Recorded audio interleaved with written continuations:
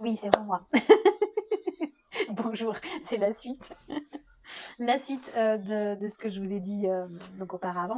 Moi j'enchaîne, hein, j'enchaîne les vidéos, mais vous, ça va être différent quand vous allez la regarder.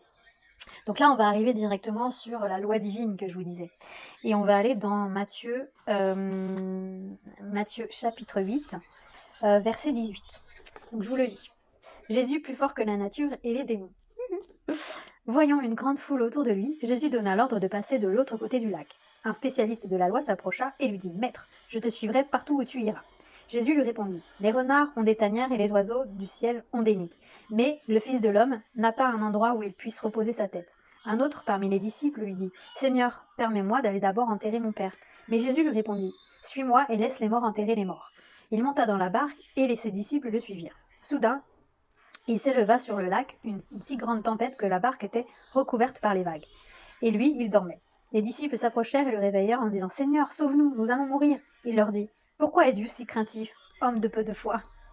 Alors il se leva, menaça les vents du lac et il y eut un grand calme. Ces hommes furent très étonnés et dirent : « Quel genre d'homme est-ce ? Même les vents et la mer lui obéissent. » Lorsqu'il fut arrivé sur l'autre rive, dans le pays des Gadaréniens, deux démoniaques qui sortaient des tombeaux vinrent à sa rencontre. Ils étaient si dangereux que personne n'osait passer par là.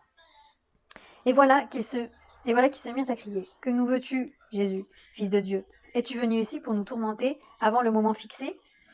Il y avait loin d'eux un grand troupeau de porcs en train de chercher à manger. Les démons suppliaient Jésus : « Si tu nous chasses, permets-nous d'aller dans ce troupeau de porcs. » « Allez-y, leur dit-il. » Sortirent des deux hommes et entrèrent dans les porcs. Alors le troupeau se précipita du haut de la falaise dans le lac, et ils moururent dans l'eau.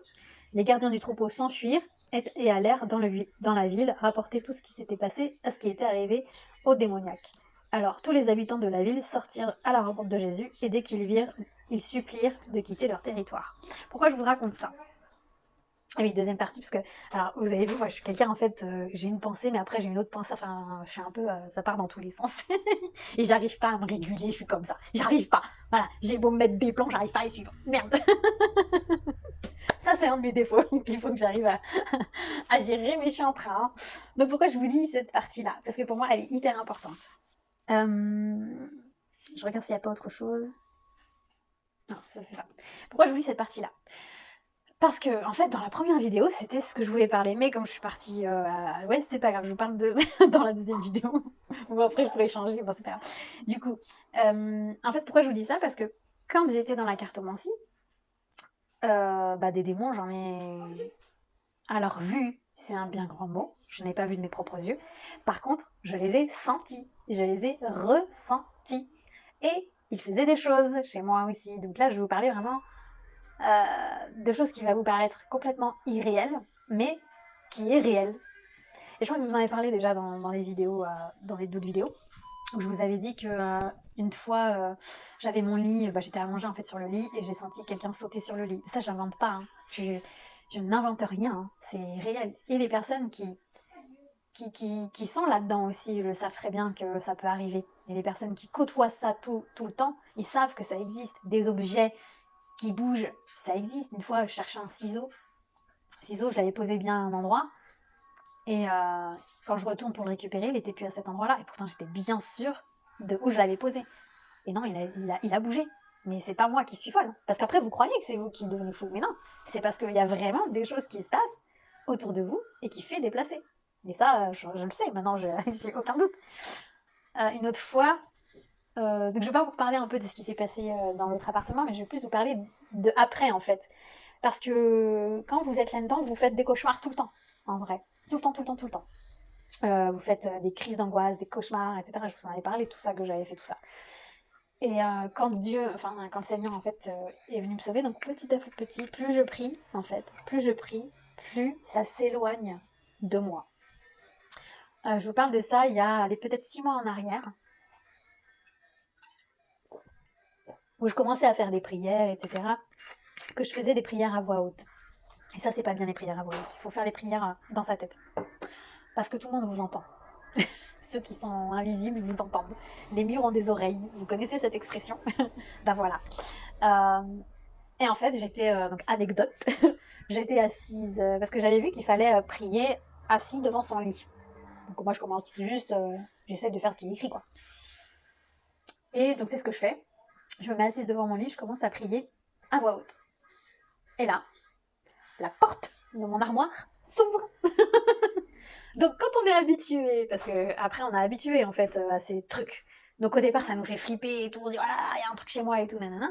Mais à force quand on sait que ça existe et que bah on a compris ce que c'était, ça nous fait plus peur. Alors c'est vrai que sur le coup ça surprend parce qu'on s'y attend pas.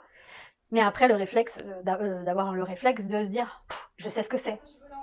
Allez c'est pas grave. Donc ça c'est ouvert. Et une deuxième fois, pareil, je prie de la même manière. Donc j'ai compris que du coup, il fallait absolument pas prier les genoux par terre. Du coup, du coup, ça j'ai arrêté. Les genoux par terre devant le lit, non, non, non. Les genoux doivent pas être par terre en fait. On doit pas être au sol pour prier. En tout cas, moi c'est ce que j'ai compris moi pour par rapport à ça. En fait, j'avais des écouteurs qui étaient, je sais pas, qui étaient posés.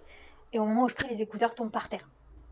Donc là, j'ai compris que déjà ce que je faisais c'était pas bon parce que c'était pas la réception du truc, c'était pas bon du tout. Et comment j'ai compris aussi, c'est que bah en fait on m'entendait, autre chose m'entendait pour me faire peur. Et parce qu'ils adorent faire peur, en fait ils adorent ça, c'est leur passion. Et donc après bon voilà, on n'a plus peur hein, à force. Et en fait petit à petit, donc moi je sentais hein, qu'il y avait toujours des choses autour de moi. Je les sentais venir, je sentais qu'ils étaient là, etc. Parce qu'ils veulent pas que vous soyez de l'autre côté. Ils veulent pas que vous soyez du côté de Jésus. Vraiment, vraiment. Tout faire pour pas que vous y alliez. Hein. Mais moi, j'ai résisté, j'ai résisté, j'ai résisté dans la prière. À chaque fois que je sentais qu'il y avait quelque chose autour de moi, je priais, je priais, je priais, je priais, je priais, pour que Dieu, pour que Jésus m'éloigne et ne les fasse plus venir. Parce que comme je vous dis, j'avais déménagé, mais il y en avait encore en fait autour de moi, si vous voulez. Donc même si je déménage dans un appartement que je suis à l'heure actuelle, il y en avait encore. Et en fait, c'est pas parce que vous allez déménager qu'ils vont pas vous suivre. Moi, c'est ça que j'ai réalisé. Non, c'est comment en fait vous allez les faire fuir, parce qu'en fait, en gros, il faut les faire fuir. C'est tout. C'est pas parce que vous allez déménager qu'ils vont partir. Non, c'est que vous pouvez les faire partir avec le Seigneur. Et du coup, même si par exemple, moi j'étais dans l'optique vraiment de déménager à l'époque parce que cet appartement il était nanana, mais si j'avais compris que Dieu m'aurait sauvé et m'aurait, grâce à des prières, les aurait fait partir, bah je serais peut-être restée là-bas en vrai. Hein. Mais bon, après c'est comme ça. Et j'ai compris que c'est pas à cause de mon déménagement, c'est à cause de mes prières, enfin grâce à mes prières qui sont définitivement partis, ils sont plus là, il n'y a plus rien du tout. En plus, j'ai accroché à l'entrée de chez moi une vierge, donc moi c'est plus Jésus, mais la vierge c'est quand même, c'est Marie, c'est la mère de Jésus, donc elle est quand même importante. Donc je l'ai accrochée, en plus c'est un tableau que je m'étais acheté à l'époque pour quand je faisais la cartomancie, pour me protéger. Et en fait, je l'ai retrouvé il n'y a pas longtemps, et je l'ai mise, et tout se passe bien, en fait, il y a rien, tout va bien, c'est Marie. C'est Marie. Et pour vous dire que voilà, en fait, quand vous êtes dans tout ce monde ésotérique, vous aurez toujours en fait des démons, toujours autour de vous, parce que vous continuez à les appeler. Voilà. Et donc, quand vous êtes dans ce monde-là, parce que j'ai eu, il n'y a pas très très longtemps, une personne aussi qui m'a dit qui était passeuse d'âme, et, euh, et que bah, elle n'en pouvait plus, que ça commençait à être trop pour elle et tout, mais parce que, en fait, il n'y a pas de passeuse d'âme, c'est les démons qui vous font croire ça. Il n'y a pas tout ça, c'est pas que ça n'existe pas, parce que ça existe. Ces démons vous font croire tout ça, que c'est possible. Mais en fait, plus vous êtes là-dedans, plus vous serez entouré de démons et plus votre vie sera pourrie. Clairement, hein, c'est clair et net. Et moi, depuis vraiment que je suis avec Dieu, ah oui, c'est ça que je voulais vous dire aussi qui est important, c'est débarrassez-vous de tous vos outils qui vous lient en fait à l'ésotérisme, que ce soit les cartes, que ce soit le pendule, que ce soit tous les accessoires qui existent, même des simples cartes vraiment, je sais pas, d'oracle. Alors plus le tarot, il est plus dans la divination, mais les oracles aussi, dès maintenant, ils font de la divination. Donc débarrassez-vous de tout. Moi, j'en ai encore un petit peu quelques-uns parce que, alors je vous avoue que moi j'ai pas voulu les brûler parce qu'on m'a dit brûler, brûler, brûler. J'ai pas voulu les brûler parce que je sentais pas qu'il fallait que je les brûle. Voilà, j'avais pas envie en fait de les brûler. Pourquoi je me suis dit, moi je veux les vendre. Je veux les vendre parce que les personnes qui vont les récupérer, je prie pour il leur arrive la même chose. C'est-à-dire je prie pour que c'est le Seigneur, à travers les cartes, leur fasse comprendre que ce qu'elles font c'est pas bien et que à leur tour il va les sauver.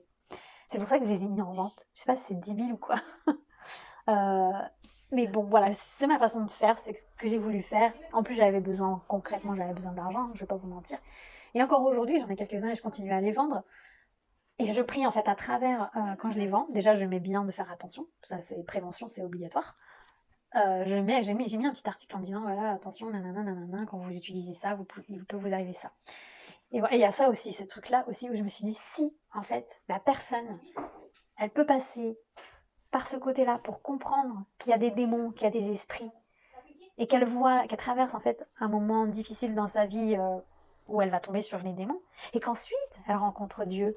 Mais j'ai tout gagné mon frère, c'est trop bien. C'est pour ça en fait que je les ai pas vendus, parce que j'ai pensé comme ça. Je me suis dit, moi, ça m'a ça m'a pas tuée, je suis pas morte. J'en suis sortie, j'ai réussi. Donc je me dis, et je suis allée vers Dieu, je suis allée vers le Seigneur. Donc je me dis que si, même si, parce que c'est différentes personnes qui m'ont acheté mes oracles et mes tarots, hein, c'est pas la même personne. Donc je me dis, si, hop, il y a une personne, donc une personne là qui achète mes oracles et qui confond la divination, sont ensuite appelés par Dieu parce que je prie pour que ça soit ça, puisque ça se passe comme ça. Ah, j'ai tout gagné, c'est vraiment génial. Donc après, moi c'est comme ça que j'ai voulu faire. Donc vous après vous faites comme vous voulez, si vous voulez vous en débarrasser et tout brûler, c'est ce qui est conseillé. Voilà. Mais en tout cas, plus vous allez prier le Seigneur de vous protéger, de vous apporter la protection, plus ils vont venir vous embêter un petit peu pour que vous ayez peur. Et pour vous éloigner de Dieu. C'est vrai. Mais plus vous continuez à avoir foi en Dieu, à croire en Dieu et tout, et de dire que le Seigneur, c'est lui qui vous a sauvé et c'est lui qui fera que ça partira, je vous assure que c'est vrai. Continuez, continuez, continuez vos prières parce qu'ils partiront. Moi, je me suis pas fait baptiser pour le moment. Je réfléchis. J'ai envie de prendre le temps vraiment parce que je me dis pas que je suis religieuse en vrai. Alors, je suis poussée forcément parce que je lis la Bible et parce que du coup, c'est du catholicisme, on va dire ça, ou du christianisme. Donc, c'est parce que c'est comme ça, c'est la religion qui dit. Mais en vérité, je me sens pas religieuse. Je me sens juste, fille de Dieu, quoi, qui a été sauvée par Dieu. Euh, et la Bible, je la prends pas comme, comment vous l'expliquer, comme quelque chose de. J'ai pas peur de la Bible. La Bible, c'est comment vous expliquer, c'est mon guide. Tu sais, mon guide pratique. Tu sais, t'as ton guide touristique quand tu vas faire oh putain, je sais plus comment ça s'appelle. Tu prends ta bagnole là et tu pars faire le tour du monde et tout. T'as besoin de ton guide de route là. Bah voilà. Pour moi, la Bible, c'est ça, c'est mon guide de route. Et quand genre j'arrive dans une situation, je sais pas quoi faire et tout, hop, je me réfère à ma Bible, je vais voir ma Bible. J'ai rien d'autre. Prière et Bible, c'est tout. Et c'est comme ça que je vois ma Bible, c'est une feuille de route. Et je me dis pas, non, je vais tout aller dimanche à la prière, non, non, non, non, pas du tout, pas du tout. Parce que normalement, être croyante, c'est être libre. Et quand en fait on est entendu par nos prières, moi c'est comme ça que je le dis souvent, c'est que j'ai une connexion. Pour moi, c'est comme si j'avais une connexion en fait par l'esprit directement à Dieu. C'est comme ça que je le vois le truc. Il me parle pas Dieu, hein. J'ai pas de message de Dieu qui me parle et qui me dit des trucs. Hein. Quoique des fois j'ai des doutes. Mais par exemple, je vais me poser toujours dans ma tête. C'est-à-dire c'est jamais à voix haute, toujours dans ma tête, parce que moi je suis sûre de qui me répond. Et toujours dans ma tête, et je lui dis voilà ce que j'ai envie, mes prières et tout. Et il m'aide, vraiment, il m'aide. Pas par des pensées, pas par des pensées, mais par des actions qui vont se passer dans ma vie en général. Et quand il voit en fait que vous avez de plus en plus confiance en lui, et ben il vous laisse. C'est un peu comme si, ok, elle a compris. Allez, je vais la laisser un petit peu. Et c'est ça. Et au départ, j'avais pas confiance encore à 100% en lui, j'avais besoin tout le temps. Et il me rassurait, en fait. Il me rassurait, il me rassurait. À travers les écritures de la Bible, mais à travers aussi mes prières. Quand je lui demandais des trucs et tout, j'avais besoin absolument de savoir s'il existait, en fait. C'était ça, je me disais, est-ce qu'il existe vraiment? Comment je pourrais savoir, avoir confiance à 100% en lui, alors que jamais j'ai eu de connexion avec lui, quoi. Et en fait, c'est une relation qui se crée, comme une relation avec quelqu'un, hein, finalement, d'humain. Et c'est une relation de confiance qui s'établit au fur et à mesure. Il faut être très patient. J'adore parce que ça m'apprend la patience. Il faut être très patient avec lui et il vous apporte. Et quand c'est pas bon, il vous montre aussi quand c'est pas bon. Et toujours, des fois, j'ai des doutes et je me dis, mais est-ce que je peux aller là? Est-ce que je peux pas aller là? Et en fait, euh, maintenant, ce que je mets en place pour pas paniquer, c'est la patience. Je me dis, de toute façon, je vais voir avec le temps si ce sera bon, si ce que mon choix que j'ai fait, je verrai s'il est bon ou pas avec le temps. et aussi avec ce que j'apprends en fait tous les jours, ce que j'ai appris aussi de mon passé, je le mets en action aussi aujourd'hui.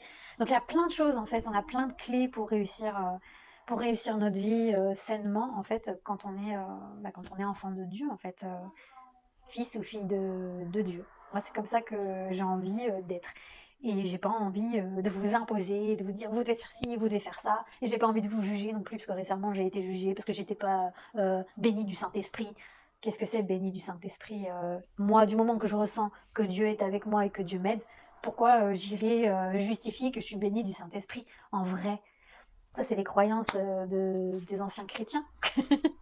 Bon, en tout cas, pour moi, j'ai ma façon à moi d'avoir cette connexion avec Dieu et elle me fait du bien. Et elle m'a enlevé de tous ces démons, déjà. Et pour moi, c'est une preuve incroyable. Déjà, voilà, ça fait 6 mois, ouais, plus de 6 mois qu'il n'y a plus rien, qu'il ne se passe plus rien, plus de cauchemars, plus de crise d'angoisse. Tout ça, ça guérit en fait. Tout ça, ça part au fur et à mesure parce que je fais confiance à Dieu au fur et à mesure, au fur et à mesure, au fur et à mesure. Et que si un jour il arrive quelque chose, et ben sur le moment en fait, parce que en général les crises d'angoisse c'est des peurs, hein, et ben je comprendrai, je me poserai, je dirais bon bah alors qu'est-ce qui se passe, pourquoi ça m'arrive, et je vais essayer de comprendre pourquoi ça m'arrive.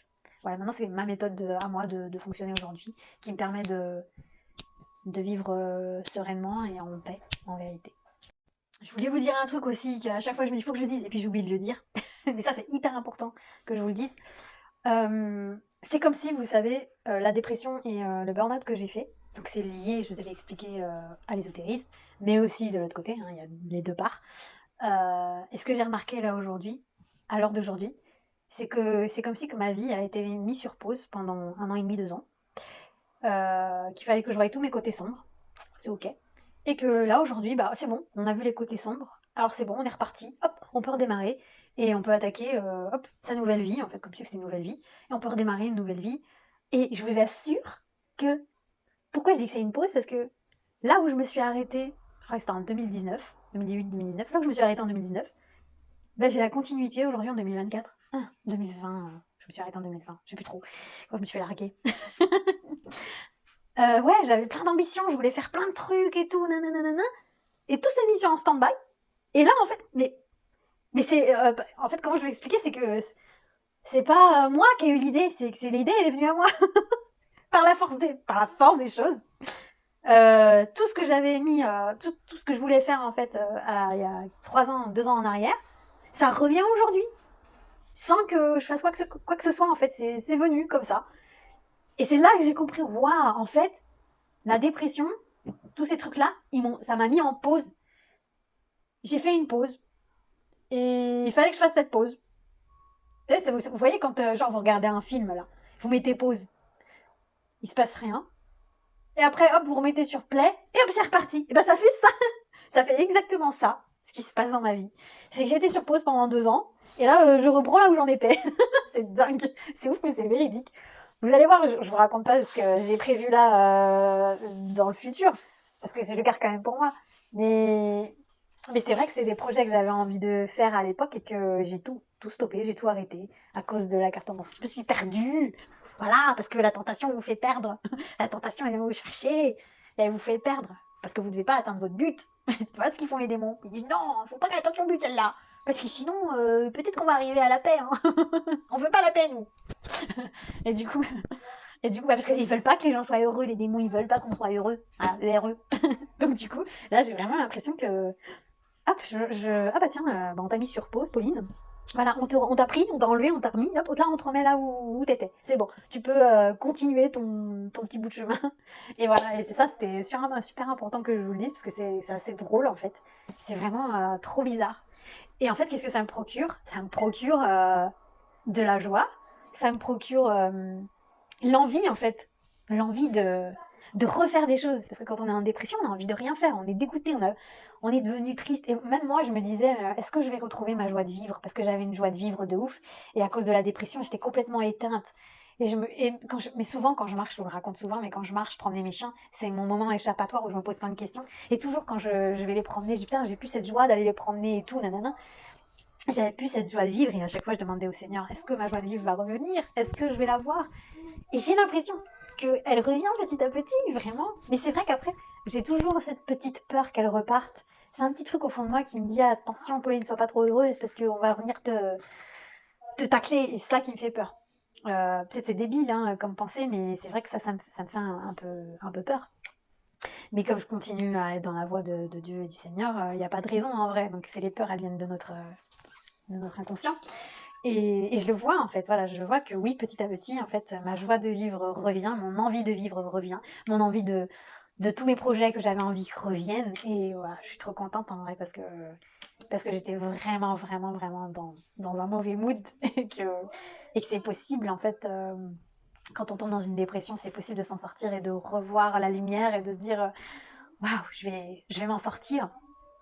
Je peux pas vous dire, j'aimerais vous dire que c'est 100% Dieu qui m'a sauvé et tout, mais j'arrive pas à le dire ça. Je sais pas pourquoi et j'aimerais, Dieu, j'espère qu'il va pas m'en vouloir. Voilà, j'ai envie de vous dire qu'il y a une part de vous et une part de lui. Parce que si je vous dis que tout est de lui, vous allez rien faire en vrai. Donc je vous dis, il y a d'abord votre part et lui après il viendra. Et surtout priez, priez, priez, priez. Priez, mais dans vos têtes, priez le Seigneur, priez Jésus, parce que c'est Jésus qui sauve. Voilà, je l'ai dit, mais il y a votre part. Surtout, il y a votre part. Voilà, il vous entend, il entend vos cœurs et voilà, j'espère que voilà que vous allez y arriver aussi de votre côté. Voilà, c'est tout. Je vous fais des gros bisous. Et merci d'être là, merci pour presque les 1000 abonnés. On y arrive petit à petit, doucement, doucement, on y arrive. Et j'espère que je continuerai de vous parler de Dieu, de Jésus. Je sais pas après hein, quel tournant ça va prendre cette chaîne, j'en sais rien du tout. Mais le plus important, c'est que je vous parle sincèrement, à cœur ouvert, en étant vulnérable, en étant authentique, en étant moi-même. Et je pense qu'il en faut dans cette vie, dans ce monde qui est très dur. Je pense qu'il faut des chaînes comme ça. Et voilà, je vous conseille d'être authentique sur vos chaînes, d'être vulnérable, d'être vous-même en fait, parce qu'il faut, il y en a marre des poker face. Ok, si vous, donc là je vous parle vraiment du Seigneur et tout. Sur mon autre chaîne, je parle plus vraiment de tout ce qui est plus terre à terre, parce que j'ai envie d'avoir ces deux univers. J'ai envie d'avoir une chaîne où je suis plus terre à terre, une chaîne où je suis plus dans mon esprit quoi, et dans mes croyances. Ça m'appartient. Je veux pas mélanger les deux, parce que je veux pas faire peur aux gens qui n'y croient pas, et je veux pas non plus être trop terre à terre aux gens qui y croient. En fait, c'est ma manière de faire. Pour le moment, peut-être qu'un jour les deux se lieront, un jour peut-être. Mais pour moi, c'est comme ça que j'ai envie de faire. Je vous embrasse très fort, je vous dis à bientôt, abonnez-vous, ciao ciao. Bisous. Je me saoule moi-même.